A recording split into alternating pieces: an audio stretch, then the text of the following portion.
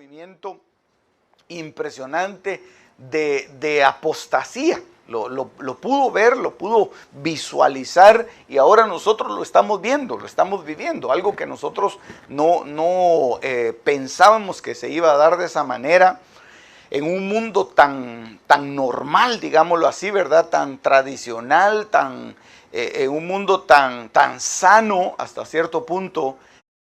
Ha venido a descomponerse la sociedad de tal manera que aún hasta la misma Iglesia de Cristo ha sido alcanzada por ese movimiento de iniquidad, de pecado y de apostasía. Estábamos leyendo una noticia, mi hijo me comentó hace algunos días de una noticia, yo la pude ver después en el internet con respecto a un hombre que había escrito varios libros, y uno de los libros que él escribió era precisamente acerca del matrimonio, y decía cómo permanecer firmes en el matrimonio, cómo pues cuidar la relación matrimonial. Un pastor que tuvo pues mucho éxito, fue un bestseller ese libro.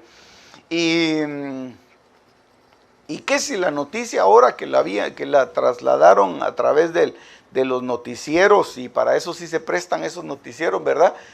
Es para decir que este hombre se arrepentía de haber escrito esos libros y que él no creía en eso.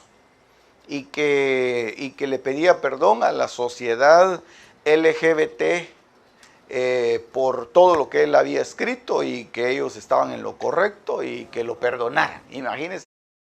Es un movimiento de apostasía bien tremendo, bien terrible, que está arrasando como la cola del dragón, ¿verdad? Que arrasa, hermano, hasta la tercera parte de los habitantes del cielo. Imagínense si los habitantes del cielo fueron contaminados, qué propensos estaremos nosotros, que somos habitantes terrestres, ¿verdad? Estamos con los pies sobre la tierra. Entonces, creo yo que estamos de alguna manera expuestos a eso. Lo mejor, hermano, es no despegarnos del Señor en contra de todo viento, en contra de toda tempestad, a pesar de que venga la prueba, la lucha, la batalla, hermano, a agarrarnos y aferrarnos bien al Señor y a nuestra fe para no ser desviados.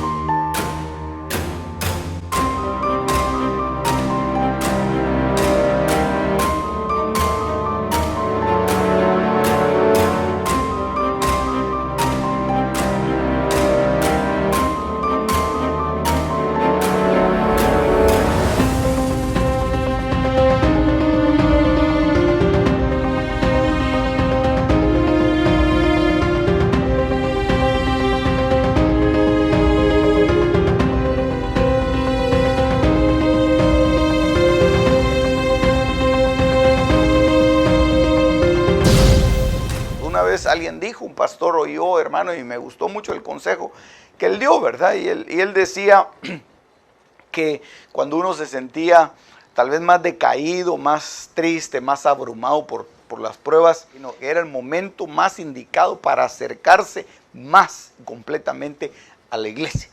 Y muchas veces nuestra naturaleza dice lo contrario, ¿verdad? No, si yo pequé, ¿para qué voy a ir?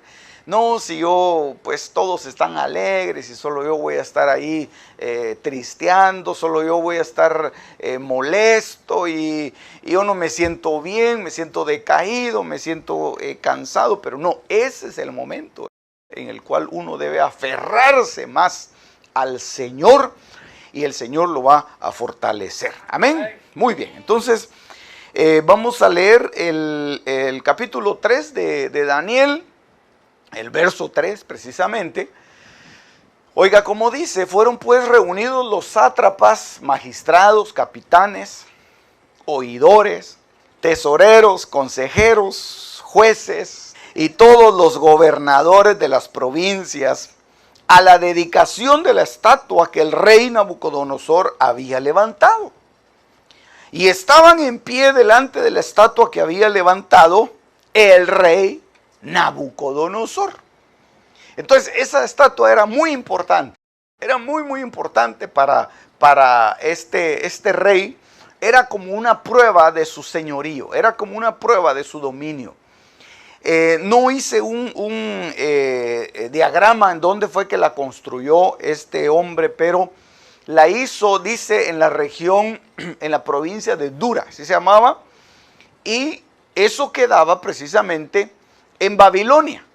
Y entonces era una edificación impresionante. Ahorita le voy a enseñar más o menos cómo yo me la imagino.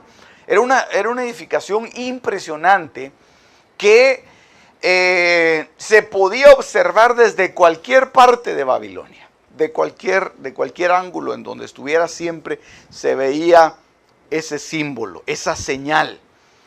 Y esta estatua estaba tipificando precisamente una imagen que se levantaría posteriormente en el tiempo final, que es la imagen del anticristo, que es la estatua que se va a levantar y que ya se está levantando ahora en estos últimos días. Eso lo dice Apocalipsis capítulo 13, verso número 14. Y engaña a los moradores de la tierra con las señales que se le han permitido hacer en presencia de la bestia, mandando a los moradores de la tierra que le hagan imagen a la bestia que tiene la herida de espada y vivió. Y se le permitió infundir aliento a la imagen de la bestia para que la imagen hablase e hiciese matar a todo el que no la adorase. Entonces ve usted la relación que hay entre Daniel 3:3 y Apocalipsis 13:14. Que hay una imagen, hay una figura a la cual todos deben rendirle tributo. Hay una figura delante de la cual todos se deben postrar y adorarla y venerarla. Y todo aquel que no lo haga es porque definitivamente está en contra de ese sistema. Es como cuando salía Amán a pasearse por las calles en donde él vivía, era donde estaba el rey Asuero, ¿verdad? Él salía a pasearse por toda la región, y cuando él pasaba, el lugar donde él pasaba, toda la gente tenía que inclinarse.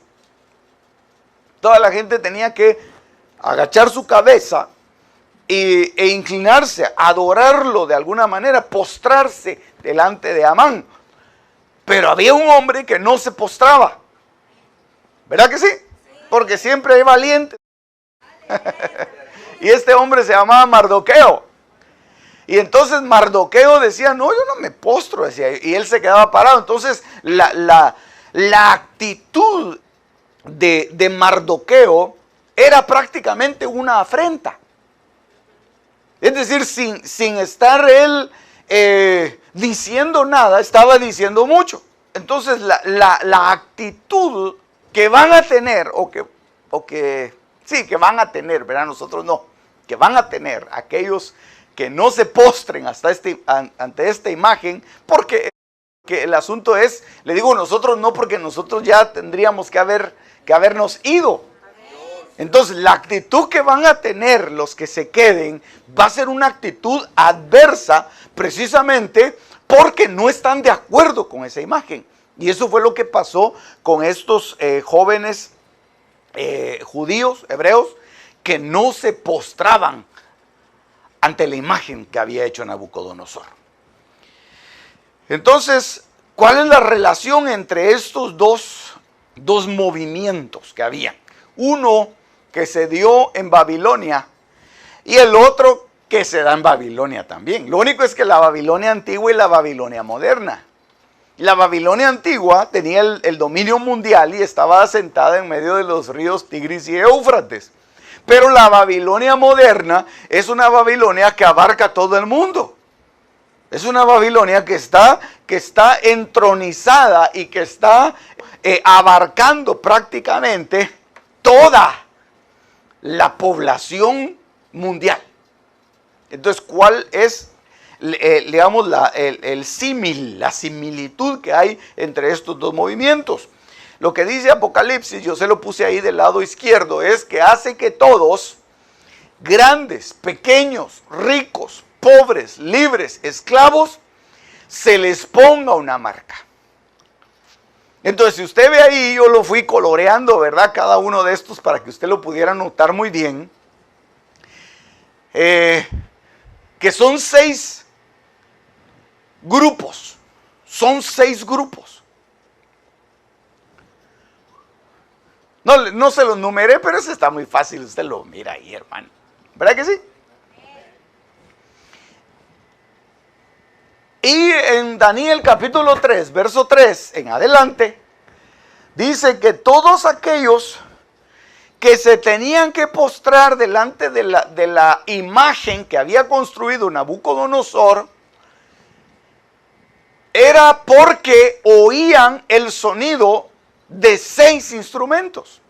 Entonces aquí no eran 6 grupos de personas, sino que aquí eran 6 instrumentos musicales.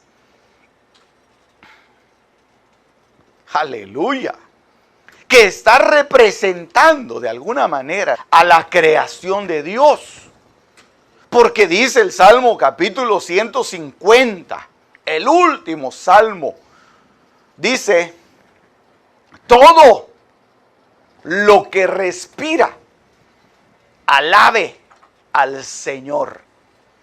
Y entonces dice, alabadle con instrumentos de cuerda, alabadle con salterio, alabadle con cítara, alabadle con flauta, alabadle con trompeta. Es decir, lo que está diciendo es toda la creación debe alabar al Señor, porque se convierten en instrumentos de alabanza, al Señor. Y dentro de la iglesia, nosotros deberíamos de convertirnos en instrumentos no de alabanza, porque instrumentos de alabanza ya somos, aún inconversos, porque todo lo que respira alabe al Señor. Pero dentro de la iglesia nosotros deberíamos de ser instrumentos de adoración, que es diferente. La alabanza no es lo mismo que la adoración. Entonces, todos pueden alabar a Dios, hasta los pajaritos del campo, ¿verdad? Los burritos cuando rebuznan, los perritos cuando ladran, ¿verdad? Las palomitas cuando cucurrean, ¿cómo se dice lo que hacen las palomitas? Cuando hacen cucú, ¿verdad? Todos, hermano, toda la creación alaba al Señor, pero solamente los hijos pueden llegar a ser adoradores. Entonces aquí lo que está diciendo Daniel capítulo 3 es que todos se van a rendir debajo de la imagen que se ha construido al mencionar cada uno de estos instrumentos. Y por eso es que dentro de los instrumentos musicales hay distintas familias de instrumentos. Y aquí en estos 6 instrumentos están tipificados las 3 familias de instrumentos principales, ¿verdad? De cuerda, de viento y de percusión. Ahí están. Usted búsquelos y los va a encontrar muy fácilmente. Dice amén. Amén. Va, si no nos vamos a entretener mucho con eso. Entonces, al oír todos los pueblos el son de la bocina, de la flauta, del tamboril, del arpa, del salterio, de la zampoña, todos los pueblos, naciones y lenguas se postraron y adoraron la estatua de oro. Oh, bendito el nombre del Señor. Aleluya. Estamos entendiendo, ¿verdad? Muy bien. Gloria a Dios. Entonces la estatua de oro, cuya altura era de 60 codos, eso ya lo habíamos platicado en otra ocasión, pero yo le quiero explicar algo con respecto a esto, porque esta estatua era de 60 codos, y ahí le puse yo la altura 60 codos, su anchura de 6 codos, y se levantó en el campo de Dura, en la provincia de Babilonia. Y de alguna manera, en el tiempo final, va a haber un movimiento muy fuerte, marcado por el número 6. Por eso es que Apocalipsis capítulo 13, verso 18 dice que el que tenga inteligencia que calcule el número de la bestia, que es el número de un hombre, y su número es el 666. Entonces va a estar marcado por el número 6. Va a ser una generación que va a estar muy marcada con el número 6. 60 de altura, 6 de anchura. Y entonces yo le sigo enseñando acá algo más, porque dice acá que es medida de hombre. Medida de hombre. El número 6. Miren lo que dice Génesis capítulo 1, verso 26. Hagamos al hombre, dijo Dios, a nuestra imagen. Por eso es que el enemigo también va a levantar una imagen con el número 6. Que va a ser muy parecida y que va a desviar a muchos en pos de esa imagen, porque va a ser una imagen hermosa a los ojos del mundo. Va a ser preciosa. Aleluya. Va a ser muy, muy atrayente, va a ser muy atractiva. Si nosotros hemos visto que han ido cayendo uno por aquí, otro por allá, y que han ido en pos de la apostasía, todavía no hemos visto lo que va a suceder en el tiempo final, en el final. Va a haber una apostasía. La Biblia le llama una apostasía generalizada. Los púlpitos se van a prostituir. La iglesia se va a corromper de una manera impresionante. Nos conviene, hermano, estar afianzados. Nos conviene estar bien amarrados al Señor para no ser llevados por cualquier viento de doctrina. Y lo que dice el verso 31 de Génesis 1, dice, fue la tarde y fue la mañana, el día sexto. Entonces está hablando del número 6. Entonces, pero yo le puse ahí un dibujo de cómo creo yo que fue la estatua. Muy sencilla, ¿verdad? Porque es prácticamente ¿cómo se le llaman a estos? Un obelisco. Un obelisco. ¿Y por qué se veía así? Porque si usted ve la proporción, no podía ser una figura de un personaje. Digamos, quizá tenía algunos grabados acá. Quizá la escultura tenía una imagen, pero estamos viendo que la relación de 6 hacia 60 es una relación que da un edificio muy alto. Si fuera, digamos, una imagen más o menos, digamos, equilibrada, tendría que ser por lo menos una base no de 6, sino que tendría que ser, ¿qué? Mínimo unos 20 codos, ¿verdad? Pero tenía 6. Entonces, una de las cosas que va a marcar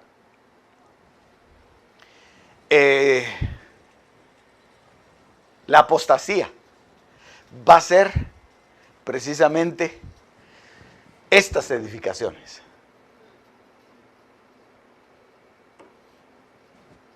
Y hay lugares en donde se están haciendo edificaciones impresionantes, hermano.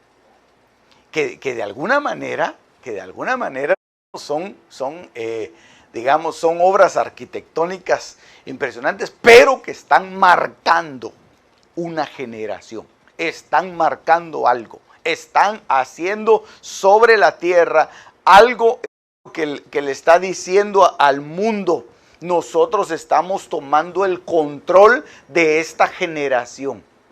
Nosotros estamos imponiendo sobre esta generación nuestra marca. Es la imagen que habla Apocalipsis capítulo 13 y que la promueve el falso profeta, pero que va en relación hacia el anticristo o hacia la bestia, que es lo mismo. Medida de hombre, y le puse yo aquí, que se está generando, se está creando una sociedad completamente humanista. Una sociedad humanista. En donde el hombre, se lo voy a leer, en donde el hombre es el centro de todo. Eso es lo que, en resumen, eso es lo que representa el humanismo. Por eso es que la iglesia no puede ser una iglesia humanista, porque no es el hombre el centro de todo, es Dios. Es decir, nuestros cultos no pueden estar girando alrededor de una persona, deben estar girando alrededor de Cristo. Por eso no es bueno, no es recomendable. Que aquí, gracias a Dios, no se da eso, pero en algunos lugares preguntan: ¿quién va a predicar hoy? ¿Será que el pastor está hoy para predicar en la iglesia? Si dicen que sí, sí llego, pero si dicen que no, no puedo. Entonces lo que se está haciendo es, se está creando alrededor de una persona el culto.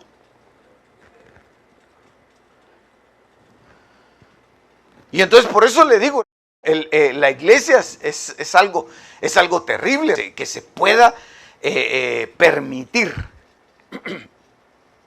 que haya una cultura humanista. Bueno, pero voy a seguir leyendo. Dice: en donde el hombre es el centro de todo y se basa en los principios de maestros griegos y maestros latinos. Entonces estamos hablando, hermanos, de una cultura griega, romana, mezclada, que es precisamente la imagen, la parte inferior de la imagen, ¿verdad? La cintura para abajo. Sus más altos valores, oiga esto, y no que sean unos valores malos, no, pero son valores humanistas. Sus más altos valores: la generosidad, la compasión, las relaciones humanas, se magnifica el respeto, y eso es bueno, eso no es que sea malo, eso es bueno. Voy a seguir leyendo. La justicia, la amistad, la diversidad, aquí ya viene otra cosa, ¿verdad? La diversidad, la tolerancia, la ética y la moral. Entonces, eso no es que sea algo malo, pero eso lo ponen sobre la palabra de Dios. Eso se pone encima de la palabra de Dios. Y entonces ponen la compasión, por decir un ejemplo, ponen la compasión encima del mandamiento de Dios. Y entonces lo que se está formando, la sociedad humanista propende hacia eso, es que el hombre se convierta en alguien más misericordioso que Dios. Y entonces lo que sucede es que cuando nosotros vemos la historia, por ejemplo, Lucas capítulo 15, ¿verdad? Del hijo pródigo, el humanista diría: qué mal padre. ¿Verdad? El humanista diría: ¿por qué el padre no fue y auxilió al hijo? El humanista diría: ¿por qué el padre no se interesó por el hijo? Pero lo que no se ha percatado ese humanista es de que eso está tipificando a Dios el Padre. Eso está tipificando un principio que Dios estableció, porque Dios de alguna manera nos trata a nosotros de esa forma. Dios nos hace muchas veces pasar por en medio de los valles para que apreciemos. Por eso dice la palabra del Señor: la llevaré al desierto y ahí le hablaré a su corazón. Entonces el pensamiento humanista es completamente diferente. El pensamiento humanista es algo más materialista. Entonces por eso es que ellos magnifican estos valores, ¿verdad? Las relaciones humanas, el respeto, la justicia, la amistad, etcétera, etcétera. Entonces las iglesias tienden a convertirse más en clubes sociales que lugares en donde está la presencia de Dios.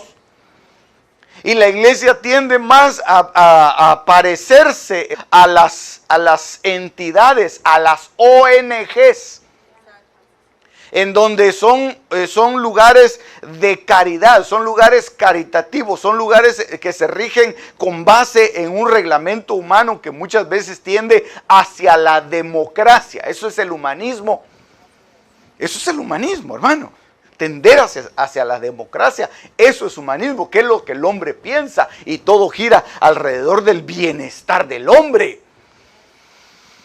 Aleluya. Entonces eso es una sociedad que está marcada con el número 6. Ahorita le voy a enseñar algunos otros datos. Algunos otros datos. Y no es que nos opongamos a la ciencia, ni que nos opongamos a lo ético, a lo moral, lo tratamos de poner en práctica, ¿verdad? Las relaciones humanas, qué lindo es eso. Qué precioso es que usted entra a un lugar y le dicen buenos días, usted contesta. Qué lindo es que usted pase frente a alguien y le diga con permiso y el otro le diga pase usted, después de usted, dice, ¿verdad? Qué lindo eso. Qué lindo tener una educación, una moral, pero el asunto es que nosotros no podemos basar nuestra vida en un fundamento humanista. Eso es ir hacia los estudios de los griegos. Los griegos eran los padres no solamente de la filosofía y de las artes, sino que del humanismo. Con todas sus filosofías y con todas sus... Por eso el apóstol Pablo le dice a Timoteo, no te enredes en vanas discusiones, en fábulas, en mitos. No te enredes en eso. Por eso es que cuando al Señor lo llegaron a buscar los griegos, los discípulos le dijeron, Señor, ahí están unos griegos, y el Señor ni siquiera los quiso recibir. Porque los griegos eran bien tremendos, los griegos eran terribles. Los espartanos eran griegos. Yo le he explicado que los espartanos eran unos hombres,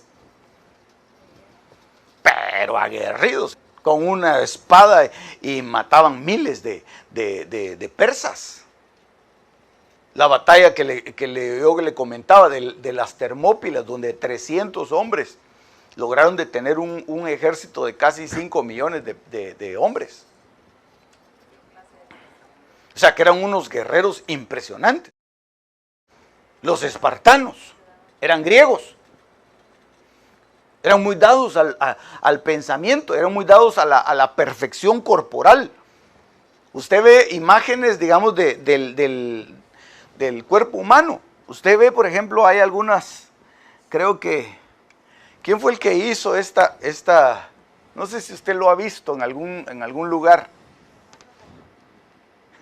Ni siquiera lo he dibujado y ya sabe, ¿verdad? Mire.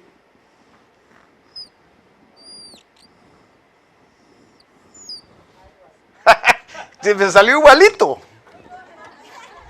Es que estaba practicando. Las medidas del cuerpo humano, ¿verdad?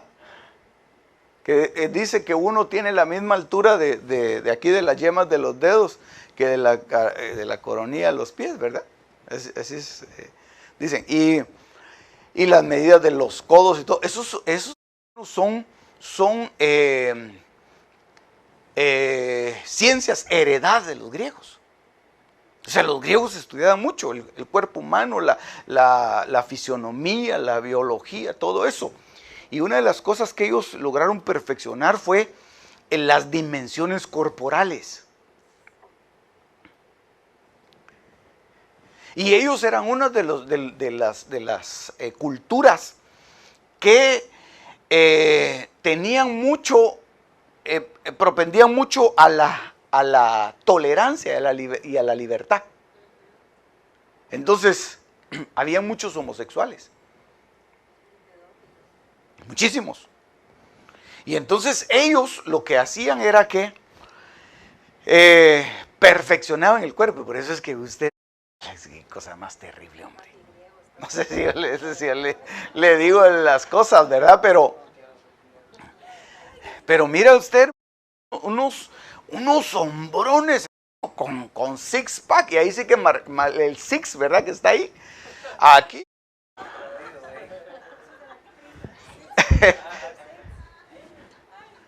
Y gays. ¿Verdad? Porque esa es una de las cosas que ellos persiguen, la perfección corporal. Y entonces esa es una generación que está marcando esta época. Por eso es que usted ve, creo que usted nunca lo mire, pero a veces le pasan a uno en los noticieros, ¿verdad?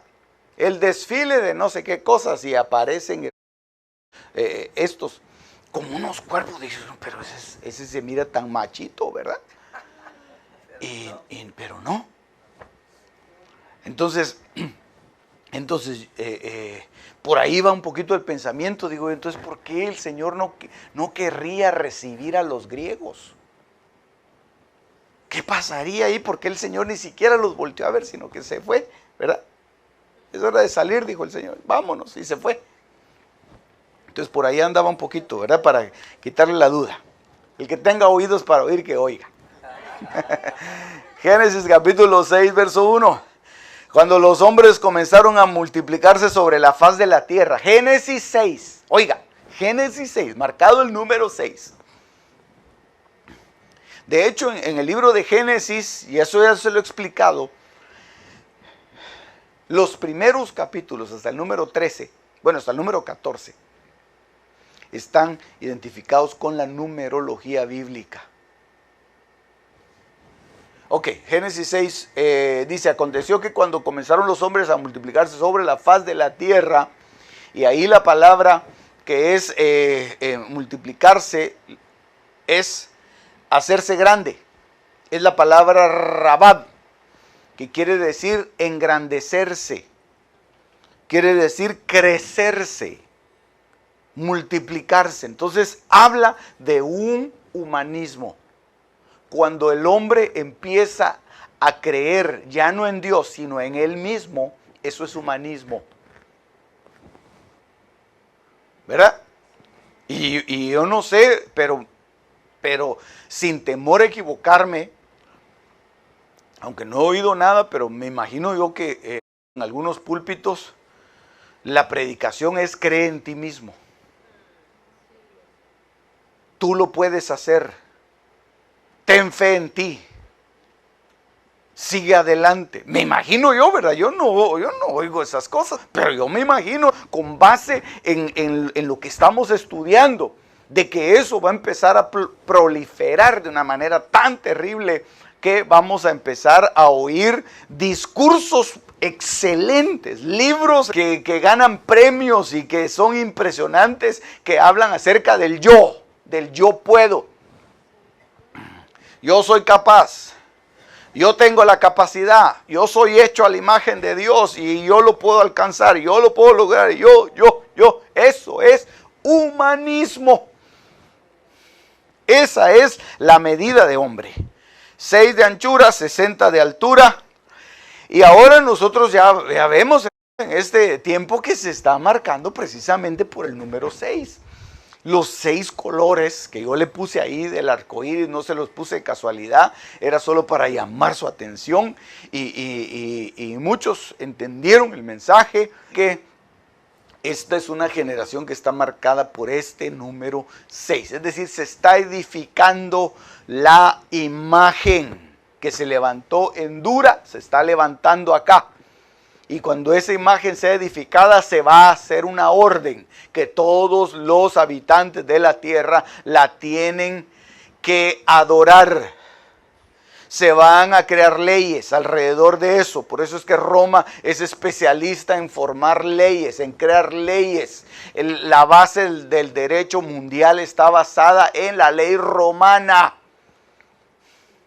Aún los números que usted utiliza de vez en cuando son números romanos. Aún usted mismo y yo venimos de una ascendencia latina. Romanos.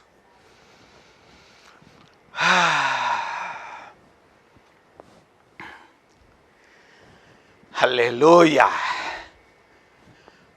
Pero hemos sido lavados por la sangre del Cordero. Aleluya. Aleluya. Ya no más romanos apostólicos y no sé qué otras cosas, hermano. Solo apostólicos, sí. Aleluya, bendito el nombre del Señor. Entonces, ve usted ahí que básicamente han quedado 6 preferencias sexuales. Por eso es que esas siglas un poquito confusas, pero al final de cuentas son 6 siglas que marcan LGBTQI. Y ahí le puse yo los significados. Y ellos no solamente tienen un día 6, no, sino que ellos tienen un mes 6 completo para la celebración. Entonces va en función de esto, va en función de esto.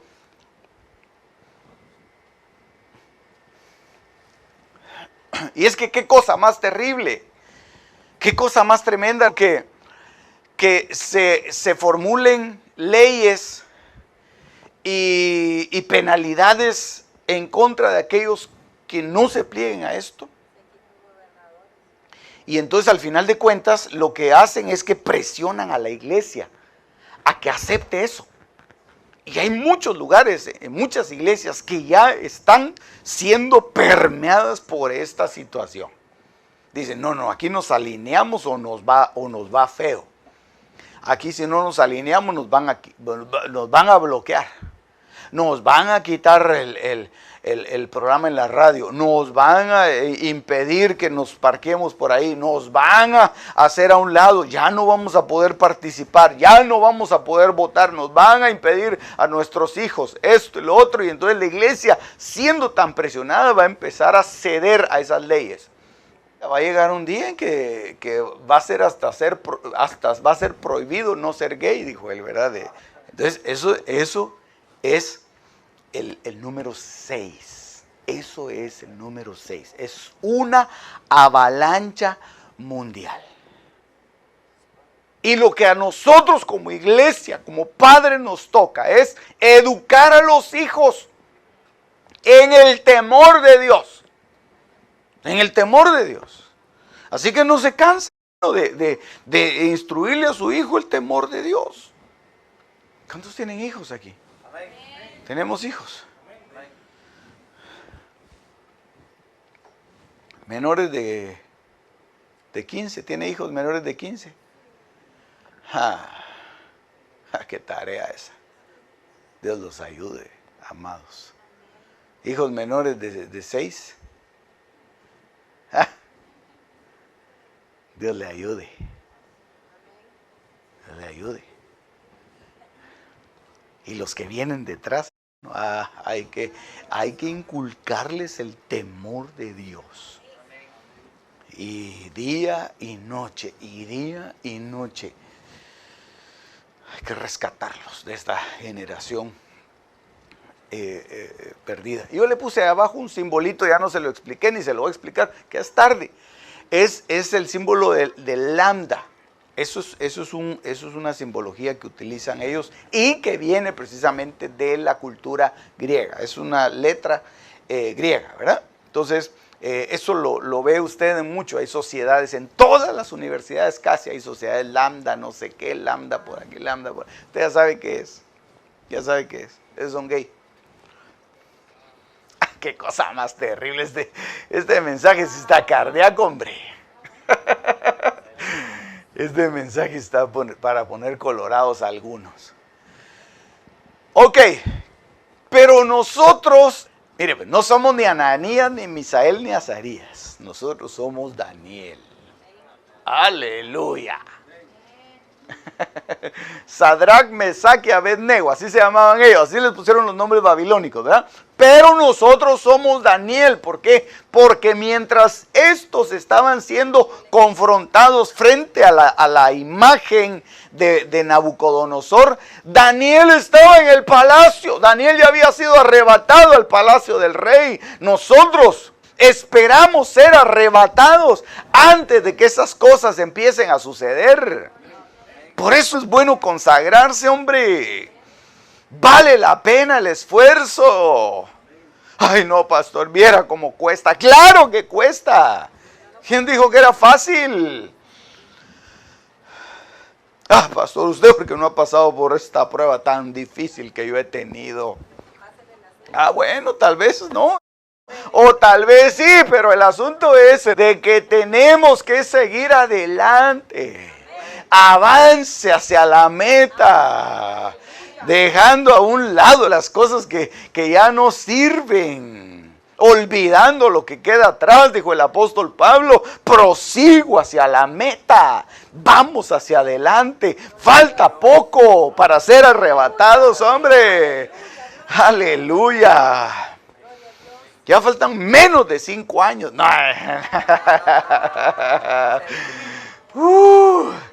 Ya le estoy poniendo fechas yo, ¿verdad? No, falta poquito. Falta bien poquito. Ahí va a ver. Bien poquito falta. Ananías quiere decir al que Dios ha favorecido. Al que Dios ha favorecido. Usted, Dios lo ha favorecido. Y aquellos que están con usted, los que dependen de usted, Dios los ha favorecido.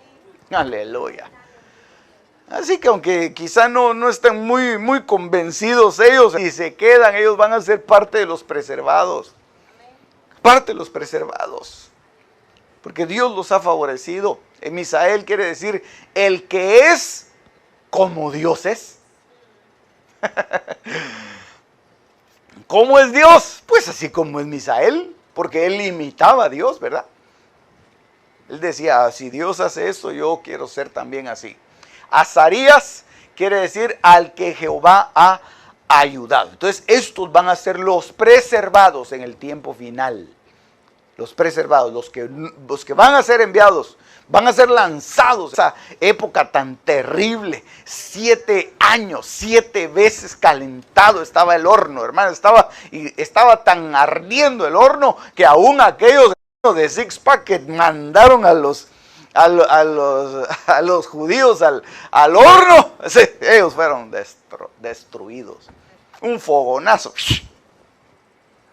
los acabó de una vez. Aleluya. Daniel capítulo 3 verso 12. Hay unos varones judíos. Esos son esos que le dije yo, los cuales pusiste sobre los negocios de la provincia de Babilonia. Estos se llaman Sadrach, Mesach y Abednego. Estos varones, oh rey, no te han respetado. No adoran tus dioses. Pues que muchos dicen que estos varones representan a la raza judía. Y sí, van a haber muchos judíos ahí, pero también van a haber muchos desobedientes. Muchos dentro de la iglesia que no se quisieron poner firmes. Ahí van a estar. Ahí se van a brincar de felicidad. Aleluya. Pero ahí van a estar, hermano. Judíos y gentiles, judíos que tengan la revelación van a estar acá. Y los hijos de Dios en desobediencia. Estos varones, oh rey, no te han respetado, no adoran tus dioses, ni adoran la estatua de oro que has levantado. No, si cómo la van a adorar, si ellos se acuerdan de que hay un solo Dios. Tal vez desobedecieron, tal vez se equivocaron, tal vez los engañaron, tal vez como Mefiboset, ¿verdad? Que su siervo lo engañó. Y dijeron ellos, uy, ahora ya estoy aquí en medio de la tribulación y bueno, vamos a tener que hacerle frente a esto.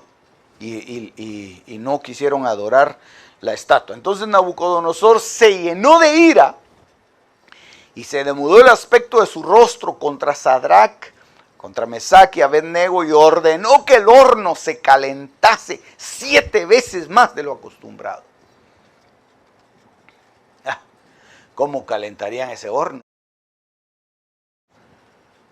Los historiadores dicen que le echaban brea, le echaban paja, le echaban leña, le echaban carbón a esos hornos. Entonces sí era un calor impresionante.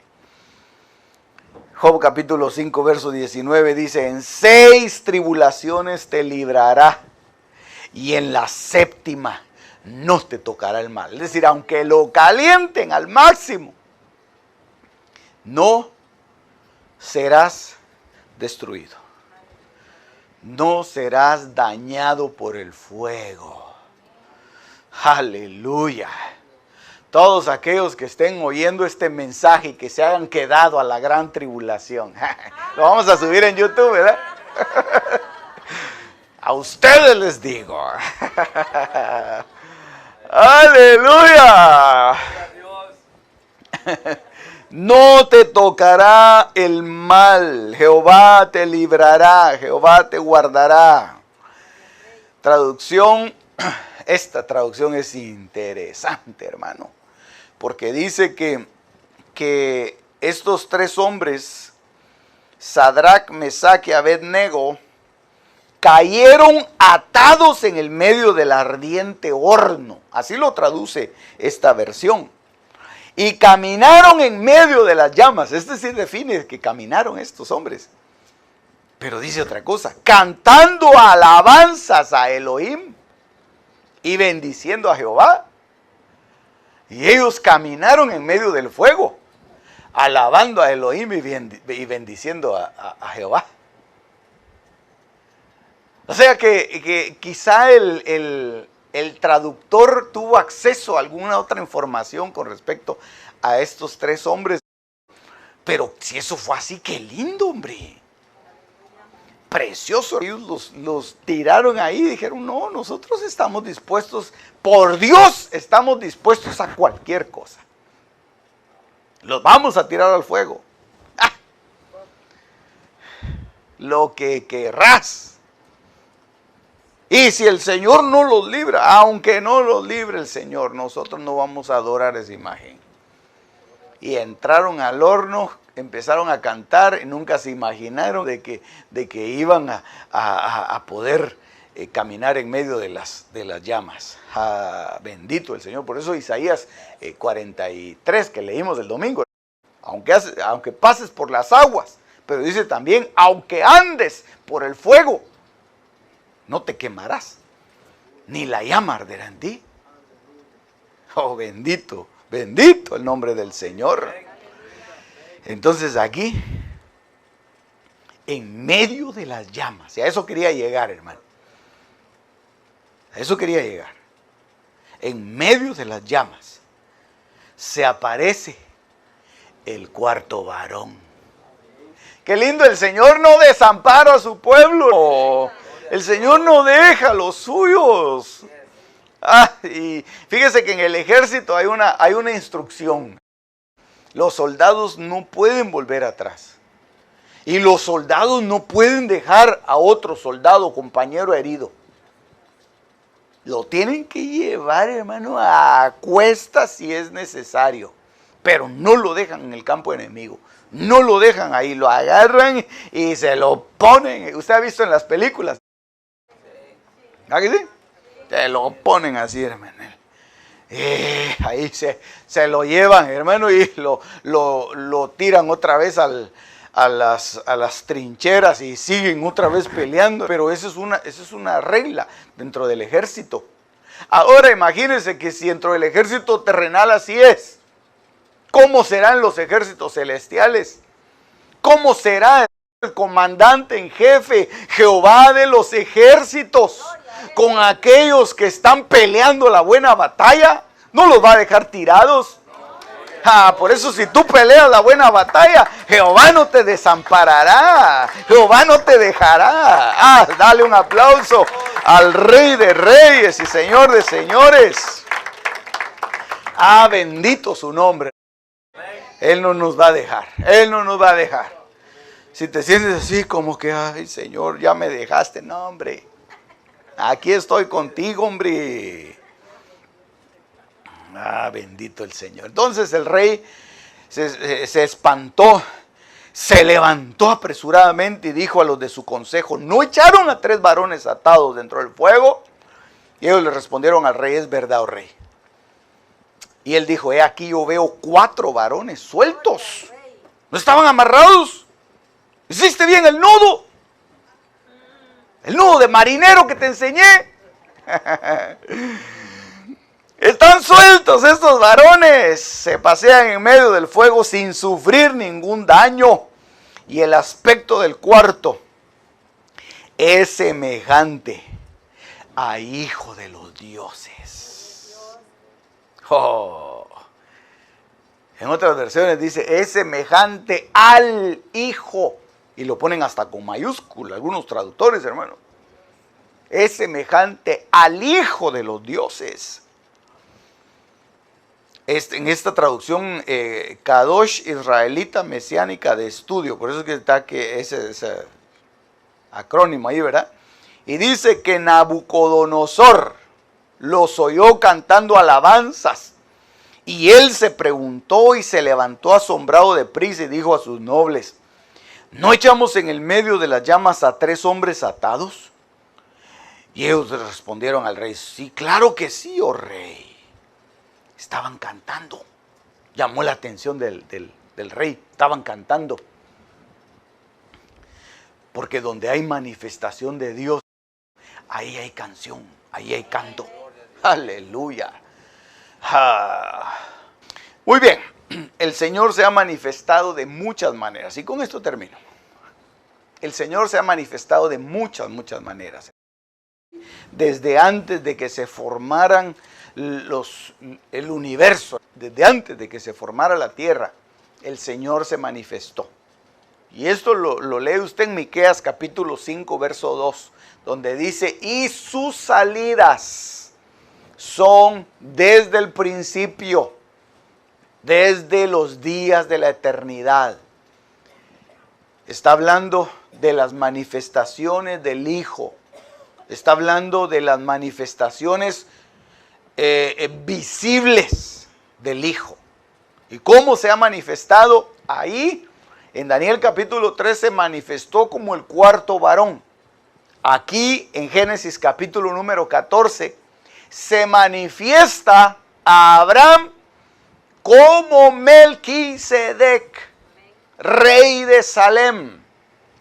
El texto dice: cuando volvía de la derrota de Kedorlaomer y de los reyes que con él estaban, salió el rey de Sodoma a recibirlo al valle de Sabe, que es el valle del rey. Y entonces Melquisedec, rey de Salem y sacerdote del Dios Altísimo, mire qué manifestación más preciosa. Esa es una teofanía. Es una manifestación de Dios en la tierra. Algunos lo llaman cristofanía, es lo mismo. Sacó pan y vino y le bendijo diciendo: bendito sea Abraham del Dios Altísimo, creador de los cielos y de la tierra, y bendito sea el Dios Altísimo que entregó a tus enemigos en tu mano.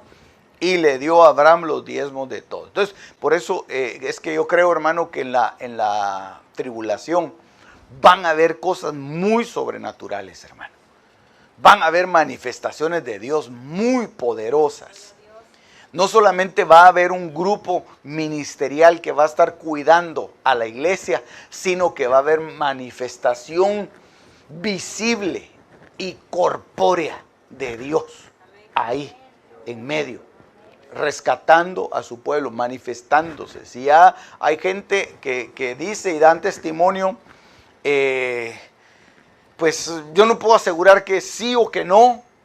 Me baso en el testimonio de ellos y de alguna manera es creíble, ¿verdad?, de que el Señor se está manifestando a los judíos y a los musulmanes. y que ya hay muchos musulmanes que se han convertido porque se les ha manifestado visiblemente el Señor. Entonces, eso, si eso es cierto, pues yo creo que eso tendría que ocurrir precisamente porque estamos en los tiempos finales y va a ocurrir de una manera más fuerte en la época tribulacionaria, que son 7 años de prueba para los moradores del mundo. En Éxodo capítulo 3, verso 1, mire cómo se manifiesta el Señor, se manifiesta como la zarza que arde. Apacentando Moisés las ovejas de Jetro, su suegro, sacerdote de Madián, llevó las ovejas a través del desierto y llegó hasta Horeb, monte de Dios, y se le apareció el ángel de Jehová en una llama de fuego en medio de una zarza, y él miró y vio que la zarza ardía en fuego y la zarza no se consumía.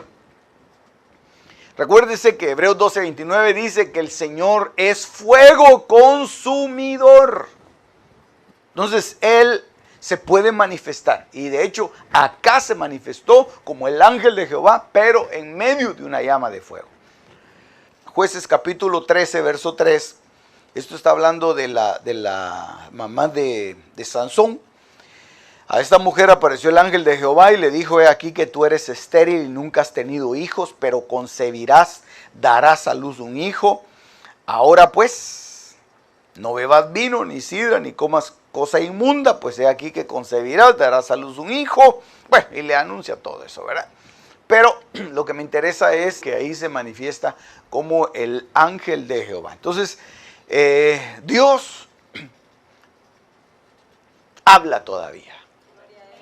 Dios todavía habla. Dios todavía se comunica con sus criaturas. Dios todavía, más ahora en este tiempo, Dios tiene un interés divino, maravilloso, sobre la iglesia de Cristo y sobre cuidar la iglesia.